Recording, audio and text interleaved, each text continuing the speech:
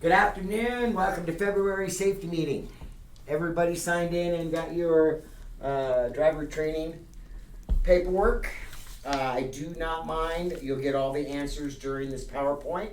You are welcome to fill this out in kind of an open book kind type of thing. Make sure you turn it in at the end of the meeting. All righty.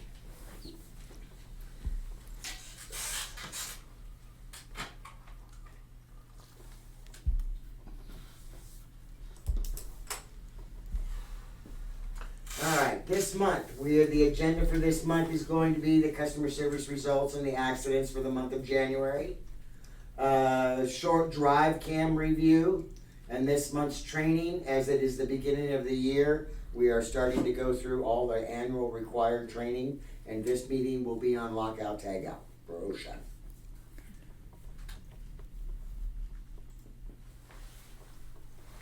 So, customer service results. We had 62 total customer service tickets for the month. There's a 6-month comparison. September, we were only a little bit lower, but overall, they're coming down, which is the sheer volume of complaints. Here we have the valid complaints by reason. Valid is shown in pink. We have 4 for attitude, 3 for driving, 5 for no-shows. We have 3 compliments for the month, 2 lates, 2 earlies, 2 refused boarding, and 1 off route. The off route was a new driver, and I do know that the refused boarding is a complicated issue that we're under investigation now. So, here's another bar graph for the valid complaints by reason for January. No-shows and attitude and driving have been around the top 3 out of 4 for the last several months, although the amount is going down. So congratulations on that. So we had 3 compliments. We had 1 to Melody Cochran, 1 to Cheryl Clare, and 1 to all of the drivers, which I thought was very nice. It's the first one I've seen like that. And that said, going on the bus routes have been very good for someone like me who needs the support, and it's not safe for me to drive with my medical conditions. The rides I pay for are good rides to my needed destinations. Thank you very much for it to all drivers. So I thought that was nice that they included everybody. This one for Cheryl Clare, driver on my route. I think that's supposed to be the 1 in the 16. Should have a gold star put in her file under outstanding performance under extreme conditions. She serves as a stellar example of how we should all conduct ourselves when faced with adverse working conditions and elements beyond our control. Bravo, driver, and thank you. And last but not least, the driver told everyone without a wheelchair to exit out of the bus. I like that. That was from Melody Cochran. My assumption is that's the person that was sitting in the wheelchair and was able to exit first, like they're supposed to. And from Karen, she gives you a big hearty thank you. You can make or break her job by the amount of complaints that she has to go through. Mm-hmm. So for January accidents, we have positive and negative for the month of January. The positive is this, not the volume, but the amount that they are non-preventable. 15 non-preventable accidents in January. 13 of those were hit by another vehicle. We were hit by another vehicle. 7 of those all happened in one day in the space of 2.5 hours. Sick. Every single one of them was non-preventable. Like, That's a pat on the back. That was that snow day that we had. Real bad snow day over the weekend. mm-hmm.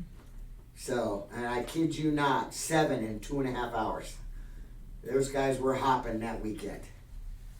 So, but every one of them, I personally reviewed every single one of those. And every one of them was non-preventable.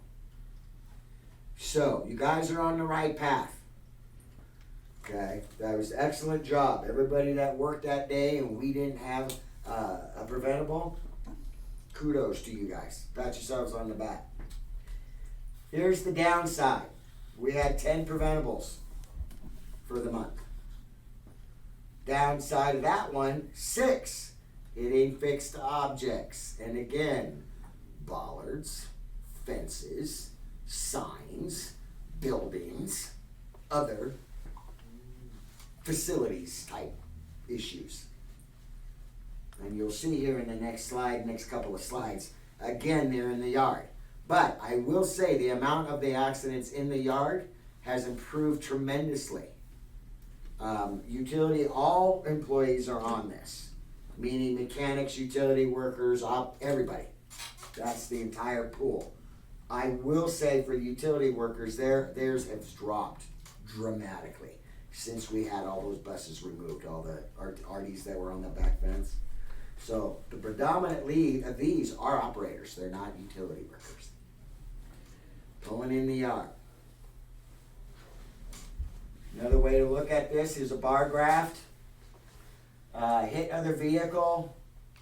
Preventable. See, there's the 4 in the red. The purple was hitting fixed objects. And then, of course, hit by other vehicle, which is non-preventables. And then the other 2. We had 1 passenger injury and 1 hit other vehicle. Year to date, now we do not do what is the fiscal year to date? We run it January through December. So it's not like February to February. We don't change those numbers every month. We just start in January and keep going. So for year to date is actually January. 6 fixed objects, 4 hit other objects, and then you got it. Just another type bar graph right now. This will make more sense once we have more months, more data. Right now it's just like the same repetitive all in January.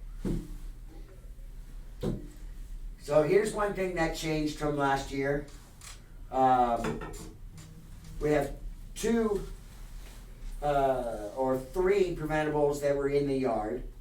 1 was on the Virginia line. 2 were on the Route 18. 1 on the Route 1. The other one happened to be at 4SS. And then 1 on the 15 and looks like 1 on the 13. So that changed a little bit. No Route 2s on there. So the time of day, year to date, time of day, this is a little bit of a flip. We had in the morning and in the afternoon, but you notice most of these, even though the green was non-preventable, that's where it all happened. It was all on the morning side in the morning rush hour. That's also when that 2.5 hour snowstorm hit. So. Drive cam, also a double-edged sword, as far as I'm concerned, from my point of view. Okay? Pat yourselves on the back. 90 days, we had 2,314 events in drive cam. An event is when the camera goes off and it sends us a little snapshot. So basically, every time the camera goes off, you either manually set it off or you set it off via the sensor. It does that second, it sends us. That's an event.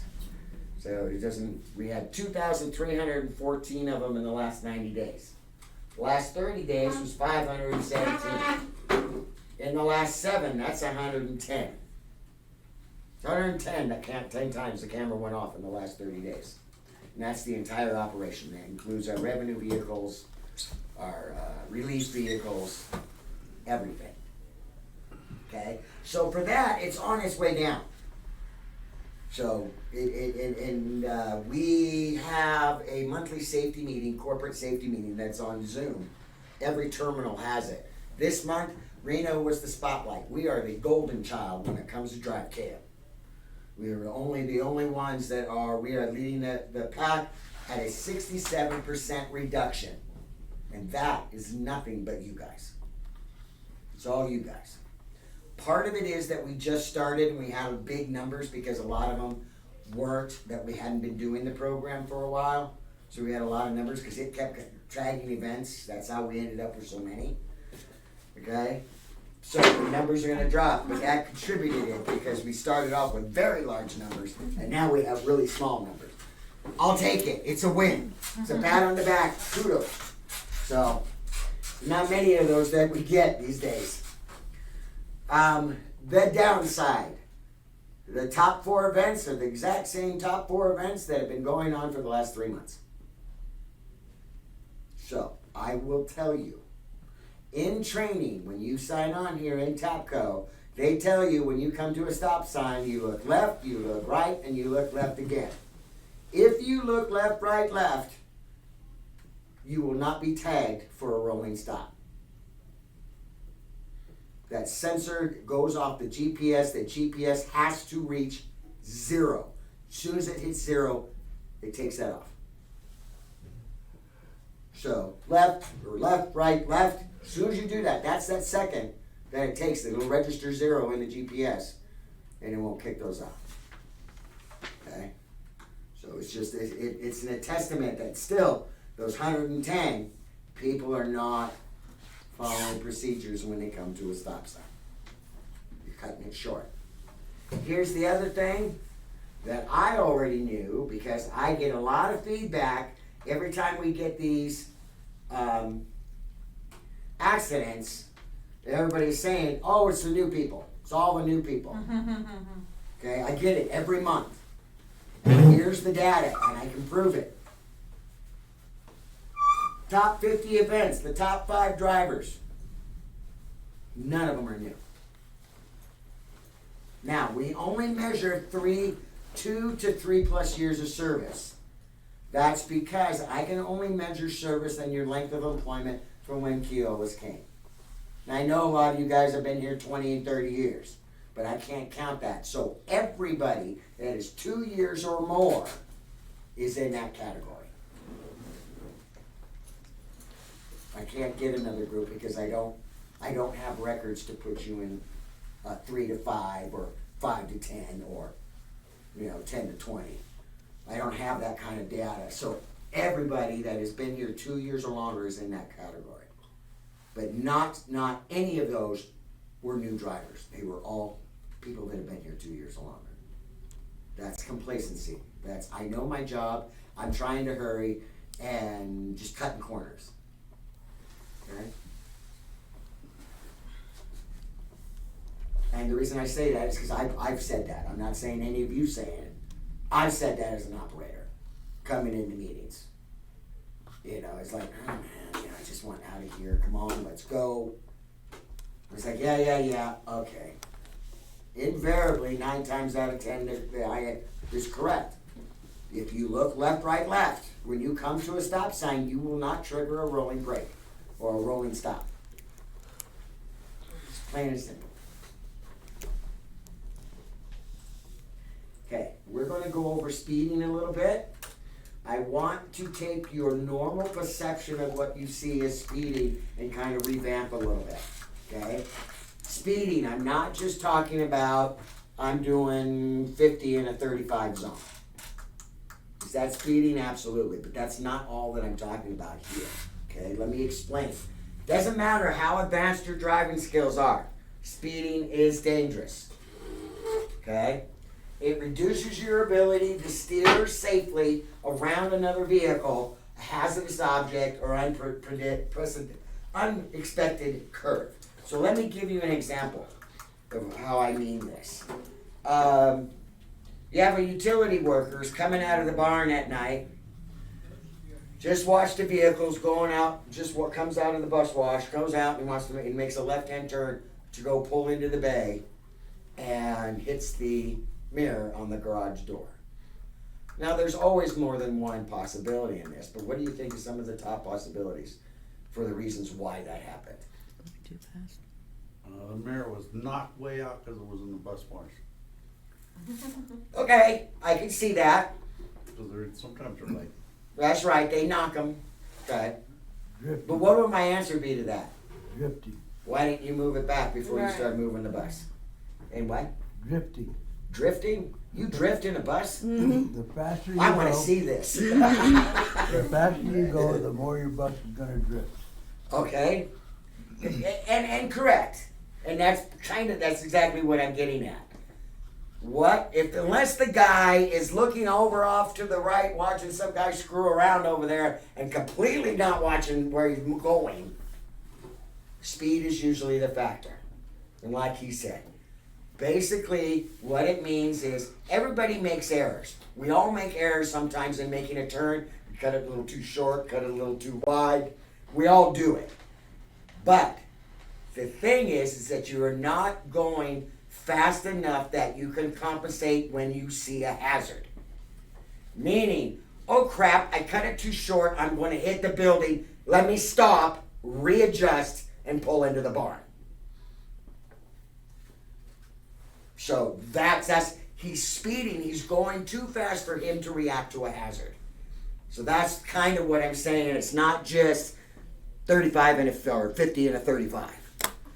You know, that it takes anywhere. If you're going too fast to provide the maneuver or whatever you're doing, that is speeding.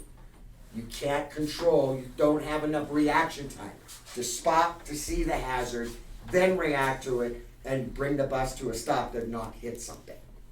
Okay? Extends the time to take your vehicle to stop. We all know that when we drive too fast in the snow and then we hit the brake and slide through the intersection. Past the stop line. Got a lot of those on camera from the last snow. Okay? Increases the risk of a crash because other vehicles and pedestrians may not be able to judge your distance correctly. Okay, I'm doing 50 miles an hour down Virginia in a, 35 mile an hour zone. Okay? Let's say you're driving the bus, you turn left turn in front of me, and I run into the rear end of the bus. Who's at fault? The speeder. Anybody else? The person Both who of made them. the turn. Correct. The wash. Okay? So I was speeding, and because I was speeding, he had a poor perception of distance because he didn't know how fast I was going. Right? So I can understand that. But when it comes to making that left-hand turn, if he sees me and you go, that's why you watch. It's like, are they speeding? You know, stop, you wait. Because the bottom line is, because he made a left turn in front of me, he failed to yield. Even though I was speeding. Now we're not talking about legality, whether I'm getting a ticket or anything that. We're just talking about perception and what to do. Okay? So, speed also affects your safety even when you are driving at the speed limit at 2 minute fast for conditions.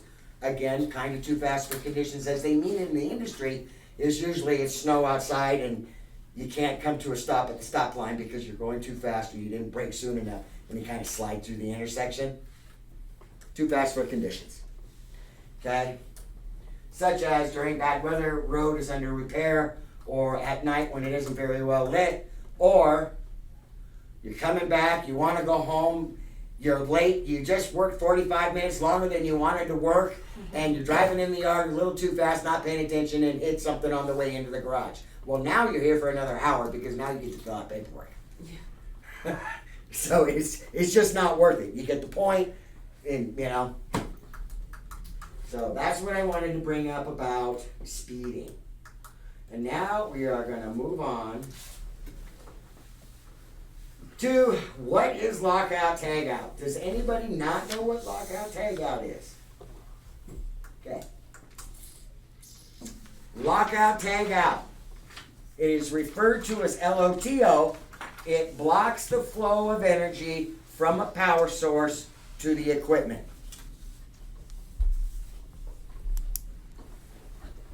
So, anybody know what this is? Well, you guys, some of you have seen it, the old timers. It goes on the steering wheel. That's right. This is lockout tagout for a steering wheel.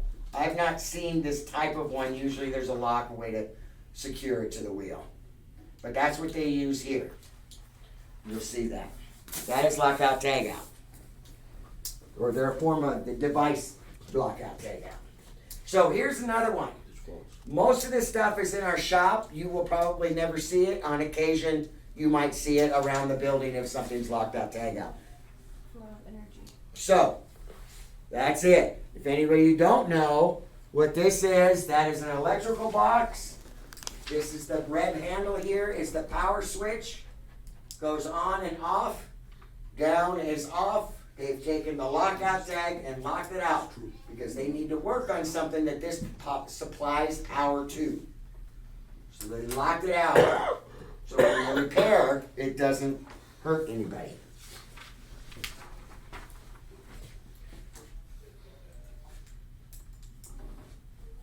If you guys are getting warm, you can open up that door. That'd be fine. It has tendency to get close. Alright, OSHA 29 CFR 1910.147. The control of hazardous energy. This covers bus, van, sedan operators, and maintenance personnel. It requires training of employees. Any employee who operates equipment is what's referred to as a affected employee. Any employee who maintains or services equipment is called an authorized employee. It's on your test. Thank you. Somewhere over there. You're welcome. I forgot. That is one of them. And what I mean by that, basically here for the easiest, maintenance is authorized to put on lockout tagout. You are affected employees, you are not authorized for lockout tagout. But you need to know what it is. You cannot lockout tagout a piece of equipment. Maintenance can. With that same being said, you cannot take off lockout tagout from a piece of equipment. Maintenance, whoever put it on there is the only one that can take it off. Okay, and I bring this up, we'll probably go over that, but I'll bring this up. So here's the scenario. You come into your bus, it has a steering wheel cover that says danger, do not operate. You call dispatch. Says you got a steering wheel cover. Dispatch tells you, oh, I already talked to maintenance, just pull that off and go ahead and take the bus. What do? No, Nothing. no, Exactly right. nothing. Maintenance has to come out there and remove it. And I say this scenario because it has happened here. Now, it wasn't caught until later when maintenanceman Mike come over here to dispatch, madder than, red as that microphone could be, because his out of service bus is out there en route. So, if there is lockout tagout on a vehicle that you go to, and you call dispatch, and they say go ahead and take it off, you say no, I want to see a supervisor. If they give you grief, you can call me, and I will go correct the situation. But basically, just go to the MRO or whatnot, or MRO, MOD, supervisor. But whoever, technically the law states, whoever put the lockout tagout on is the only authorized person to take it off. Period. Okay? So here's a picture of a lockout tagout on an electrical box. Well, where you would lock out. You see, this is in the on position. The handle is up. I do believe, but there's no tag that I can see. But that's where they're telling you that that's where you would lock that particular piece of equipment out. I know what she does.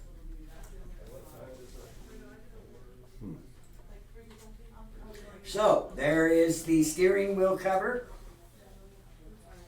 Any type of lockout tagout device that is used must be durable. There are no requirements for the specific type of device as long as it can be locked. It is a good idea to have a variety of devices available to fit all situations. Tags should always accompany the use of any of these devices. A tag is not a device because it does not prevent the startup of the equipment. You can have locks, you can have blocks, you can have chains, you can have multi-lock hasps, you can have wheel valve covers, ball valve covers, and of course steering valve covers. So, this is lockout tagout. It's just a padlock, it's got a key, it's got a danger key on it. This is what they use to go put on electrical boxes when they lock them out that you've seen. That's it. That's an example. Multi-lock, multi-hasp that was on there. That's what this is. This is what they use for things that are not so easy to lock up. They don't come with actually in there. It's whether it's a cord, anything they get on there to try to cinch it, and then they put the lock through that. No, that's for more than one person that is operating on it. True, and there's more than one lock. If you have multiple people working on it, they each get their own padlock on it. Before they can operate. This one, here they had it. They don't ever remember using it, but it is something. This is also lockout tagout. This is for a coach. This is for a parking brake. You put it around it, lock it up, and you can't release the parking brake. So that's just a type. Okay. Some of the ones that we use here.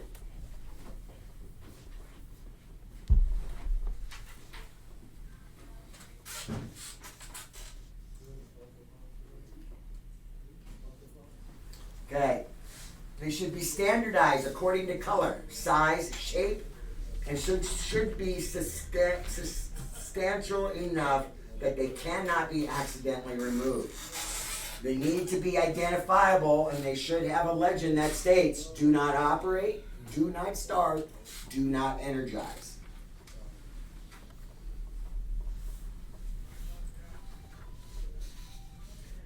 Okay, some of the energy sources, they can be electric, hydraulic, pneumatic, steam, thermal, chemical, and gravity. This is also a test question. You have several multiple choice questions that only have 3 answers. I give you 6 or 7 in here. I'll take any 3. Thank you. You're welcome. So here's an example of a grinder that used to grind aluminum, which is the incorrect use for that type of wheel. So the wheel will need to be replaced. So they would lock out, tag out that grinder so they could work on it and take the wheel off.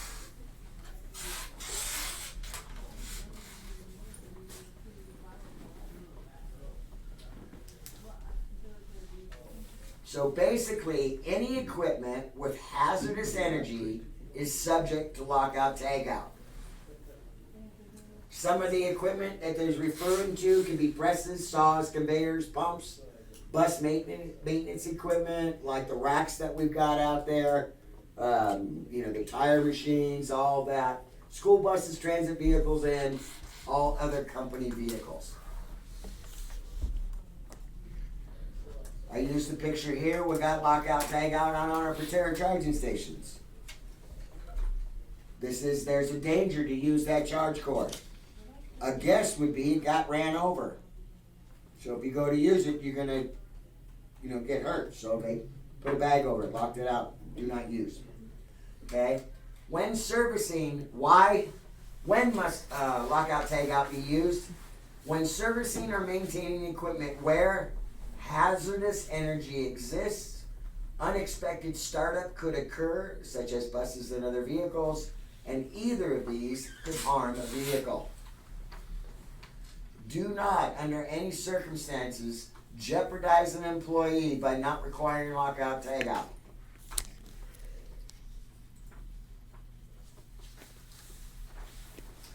So, lockout, tagout shall be used when employees are required to remove or bypass a safety device. Employees are required to place any part of their body in harm's way. Employees are exposed to hazardous energy. What I mean by a safety device, let's take that grinder again. Most of you have seen a grinder. They have a little clear piece of plastic that sits in front of it to prevent the sparks to come and hit you. That is a safety device. Anybody seen a circular saw? Has a little guard that springs back and forth. That is a safety device. Those are the type of things that we're referring to when it says safety device. So, in this aspect, if a guard is to be removed from a piece of equipment, it should be locked out.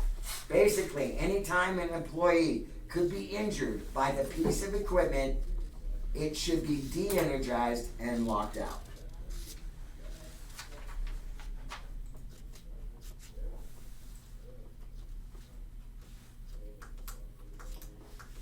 So, some lockout, tagout exceptions. Work where hazardous energy does not exist. You don't lock out, tag out a broom. Got no power. a standard, sweeping drill. Has no power. They're a lockout tagout. Okay? The hazardous energy does not exist. A Okay. ladder, Huh? a ladder. Yeah, same thing. So if it's got a broken rung, Well, that's different. We're not talking, that's different. That's a bad piece of equipment that would be have to taken out of service. Okay, we're talking about lockout tagout does not apply to a ladder because there's no hazardous energy. Okay, now, would it have to be removed? Absolutely, because it's broken. But it's different than lockout tagout. Lockout tagout is only where hazardous energy exists. Okay? So, if routine adjustments, such as those made to like a printing press, must occur, then the equipment does not have to be locked out. However, it's a good idea to have a second employee nearby, a disconnect, to shut down the equipment while the other employee works on it. You guys won't get into that situation, but I'm just trying to explain what it means. Okay? Cord control devices do not require lockout tagout because it is assumed that for these items, the person performing the repair has control of the plug. So if somebody's making a repair to like a circular saw, they don't have it over here sitting and plugged in. They have taken the plug out. It's just assumed, and I use that word loosely. So, hot tap operations that could conceivably shut down a plant are not subject to lockout tagout if they will adversely affect the operation of the plant as a whole. That doesn't apply to us. We do have hot tap in maintenance, but that doesn't apply to you. So, alright. So, typical lockout tagout procedures. So, performing a shutdown, you isolate the equipment such as, in our case, taking the bus out of service for maintenance. Okay? Applying and removing lockout devices and safely releasing stored energy. Procedures for appropriate lockout should be documented. These procedures, helpful to post these procedures at the equipment location. Procedures can follow any format that is pertinent to the company. Using these procedures allows for consistency throughout the facility. And that is number one in safety and training, is the consistency of the training. Okay? So, affected employees. There are two categories of employees covered by 1910.147. They are affected employees and authorized employees. We touched on this a little bit earlier. Affected employees can be almost anyone at the facility except office workers.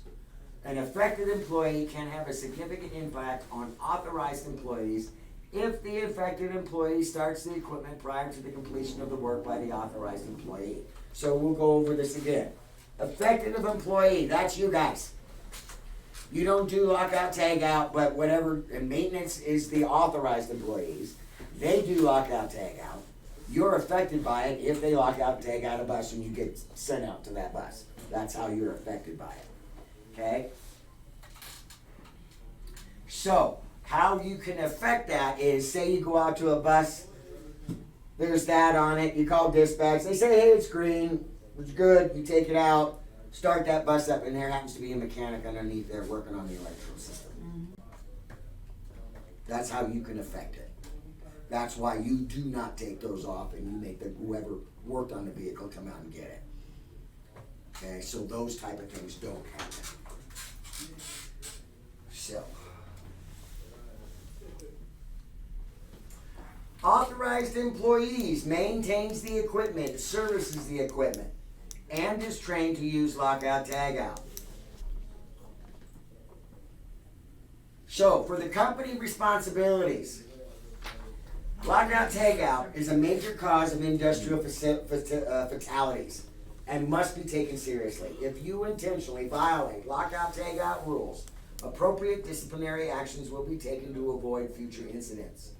Annual reviews will be conducted to ensure that the written LOTO program is followed. Company responsibilities, the safety and training department and maintenance ensures that the de-energization of the equipment. They ensure the employee awareness. They provide appropriate levels of training, review program effectiveness, maintain and revise the program, and administers appropriate safety actions. So, since effective employees can impact the authorized employees, it is an imperative that they follow these rules. Effective employees should not be ultimately responsible for the placement of locks and tags, unless they also work on the equipment, which is not the case here. We don't have any operators that are mechanics. Officially. Excuse me. The more that an effective employee knows about the equipment that is being locked out, the safer the lockout operation will be. Proper training is of the utmost importance.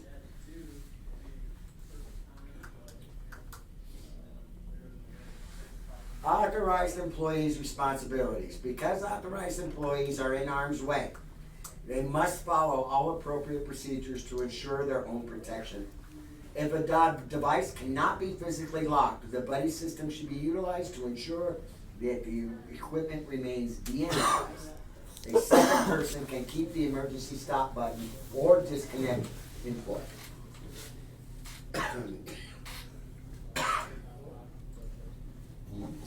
So, never ask to ask for assistance. Authorized employees should always remove locks and tags at the same time communicating to effective employees that the repair is complete. And they won't necessarily refer it to you guys, they will be referring it to dispatch, who's also an effective employee. So that's where it would come from. You guys probably wouldn't have a lot to do with it. So, if work needs to continue into the next shift, the authorized employee from the first repair shift should remove lockout tagout device and have the shift coming on duty place their own locks and tags on the equipment. Only people working on a particular piece of equipment should have locks on the subject equipment.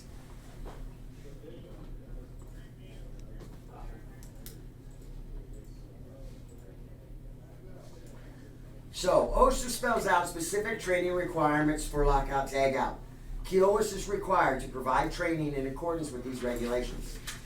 Probably the single most difficult aspect of training is the retraining function, both when deficiencies are noted and on an annual basis for authorized employees.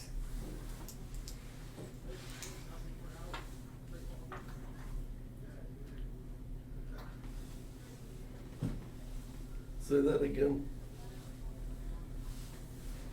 Initially and annually.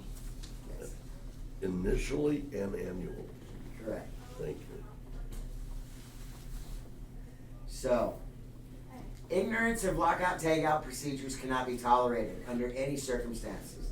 Simply put, the program must be in place, the training must be conducted, and evaluations for effectiveness must follow. We conduct this training at a minimum annually. Everybody goes through it annually here. And so with that being said, you have the test in front of you. I'd be happy to help you if you need be. But again, being the 40 years in transportation and transit, what you guys do every day, I hand you kudos for. I retired from that many years ago because I could not do it anymore. Honestly, I reached the burnout stage with passengers, and my temperament was going from great to, Subpar. subpar. Yeah, and decided it was time for me to move on, stay in the industry. So anybody that you guys are out there doing this, my kudos to you. It's not an easy job. Customer service with passengers can be a real pain in the backside, and dealing with all of it. So, my kudos to you, congratulations, you guys do a great job.